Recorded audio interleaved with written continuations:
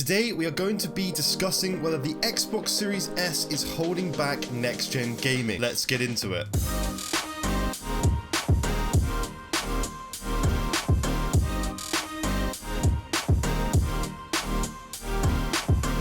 What is going on, guys? Welcome back to yet another Major Ben video. We are going to be talking today about the capabilities of the Series S and whether it is actually holding back other systems like the Series X and the PlayStation 5. But before we do this, I do just want to say thank you so much for all of the support on the videos I have been producing recently. You guys have been really helping me out, suggesting better things for me to improve on my videos, and I hope that's coming across and that my videos are getting better and better over time. Anyway, enough of that, let's get into the Series S and its performance. The Series S is aimed as a more budget console compared to the likes of the Series X and PlayStation 5. The console, in terms of a performance standpoint, is also targeting a lower resolution than its big brother, the Series X, which is targeting a 4K resolution. The Series S is targeting a 1440p resolution, which is still highly respectable from such a cheap piece of hardware. The biggest difference between the larger Xbox Series X and the Series S is the GPU. The Xbox Series S has only 4 teraflops of GPU performance compared to the behemoth 12 teraflops inside of the Xbox Series X. The smaller Series S also only has 10 gigabytes of RAM. That's random access memory for those of you wondering, compared to the 16 inside of the Series X. I do say 10 gigabytes is small, but it's really not. That's actually a huge amount for a console, and we'll get a little bit more into that later. But other than this, the Series S runs the same CPU at just a slightly slower clock speed and a half-sized but same read and write speed SSD. So you're probably wondering, with this impressive spec sheet for a $300 console, what is the problem and how is this beast holding back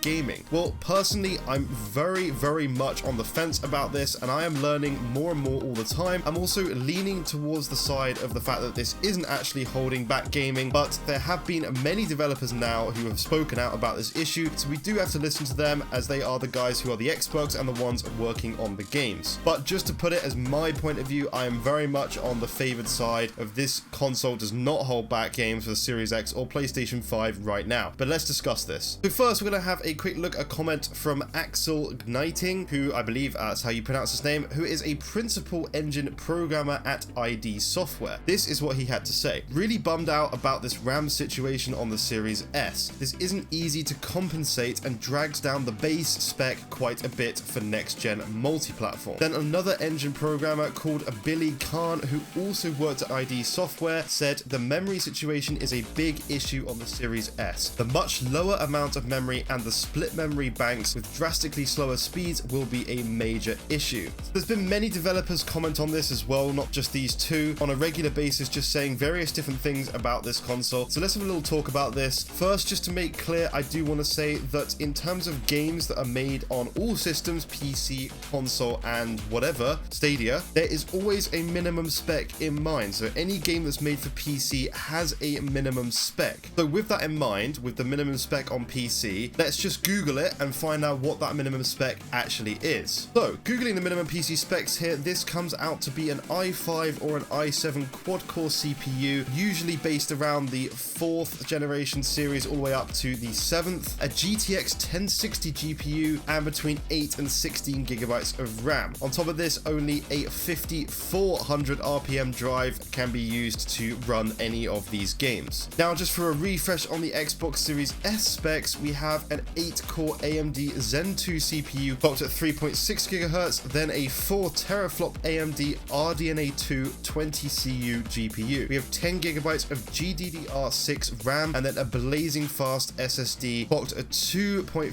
gigabytes uncompressed and 4.8 gigabytes compressed. So here, this raises a very big question to me. So first of all, the CPU in Series S is far more powerful and superior in every single way, guys. It has far more cores and higher clocks than the minimum spec on the PC. We're talking about 4 cores compared to 8 cores in the Series S, and some of the cores on the quad-core minimum specs are clocked lower than the 8 cores that the Series S has. Then onto the GPU, well, the Series S GPU is 4 teraflops and the GTX 1060 is 4 teraflops as well. So that's the same, right? No, big no for this one here. First of all, the GTX 1060 launched in 2018, which makes this 3 years out of date now. This means the tech inside of this graphics card is far less evolved. So although they have the same teraflop count, this really doesn't matter. This leads me on to things like RDNA 2 feature sets. The RDNA 2 features are hardware accelerated DirectX ray tracing, mesh shaders, sampler feedback, and variable rate shading. Well, they're all just fancy words, right, to make me seem more intelligent, yeah? No, these are all extremely important features. I will be doing a video in the future to discuss what these words actually mean. So make sure you do subscribe for that, press that bell icon to see when all my videos go live. Put these fancy terms into real world performance. This is what Jason Ronald, Microsoft's Director of Xbox Program Management, had to say. RDNA 2, we basically get a 25% performance uplift over GCN with no work by developers at all. There's a significant amount of efficiency we are getting out of RDNA 2 relative to GCN. Then we look at other things like using float 16 or variable rate shading, and we're seeing on the order of 10 to 20% performance benefits from there as well. This, guys, is exactly what I mean. This GPU in the Series S, yes, only might be the same T-flop count, but also it has far more evolved hardware that will boost this far beyond what a 1060 can do. Not even mentioning the fact the Series S has hardware accelerated ray tracing built in, which a 1060 has absolutely no chance of doing any ray tracing at all. On top of this, there's things like velocity architecture that we haven't even talked about. I will also go into this in a future video as well. Then on to RAM. The minimum spec PC is 8 to 16 gigabytes of RAM, so the Series S only has 10. So this isn't enough, right? The PC beats it out. Again, no. The 8 to 16 gigabytes of RAM required on the PC spec is far older and far slower than the 10 gigabytes of RAM on the Series S. Not to mention the Series S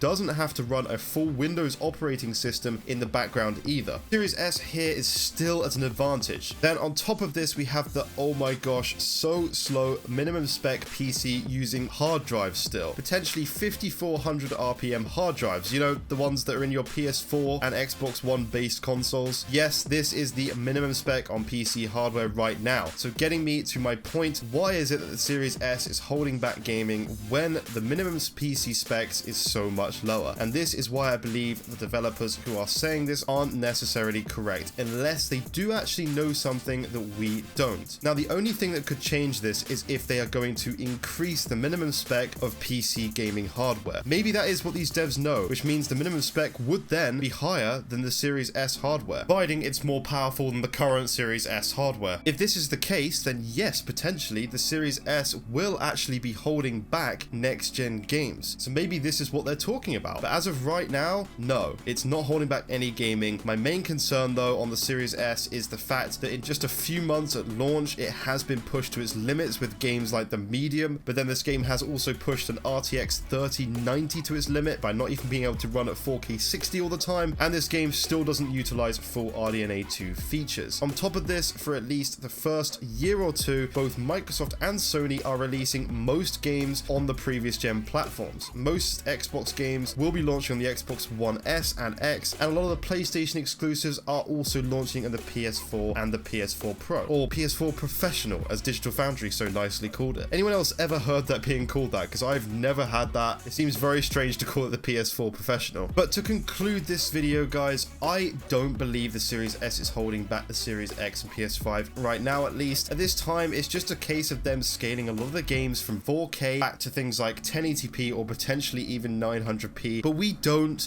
no one, not even a lot of the developers, know what the future holds. We're talking about a potential 8-year console life cycle here. We don't know what's going to be happening in 6 to 8 year times at that kind of mark. We could be getting far more in-depth games, far more intelligent hardware, which means the Series S could potentially start struggling towards the end of the generation. But then on the other hand, you have the development tools and the dev kits are so far advanced that if you look at games at the start of, for example, the PS4 generation, and then look at them at the end of the PS4 generation, they are so much more advanced. So again, there's different ways of looking at this. No one knows. You don't really have anybody who actually has a clue right now. But in terms of where we're at this point in time, nothing is being held back by the Series S. All the games that the developers want to bring out are coming to Series S as well. So we have to kind of wait and see. I mean, for God's sake, some devs got The Witcher 3 and Doom Eternal to run on a Nintendo Switch. So look at what's possible on that system and look at how much more powerful the Series Series S is than that. Anyway guys, thank you so much for watching my video. I really hope you have enjoyed it. In the future, as I said, I will be making a video covering what RDNA 2 is and what also Velocity Architecture is and the features that these brings to the console. Please do consider subscribing and pressing the bell icon so you can see the latest videos that come out. I'm also working on another video that discusses all the best exclusive games coming to Xbox over the next few years. These videos always launch on Mondays and Fridays 6 PM UK time. Also, if you would like to check out my Discord server where you can talk more personally with me, then that is in the description. Also, my Twitter is and my Instagram as well if you want to follow those. Thank you so much for watching, and I hope you guys enjoy the rest of your day. Bye bye for now.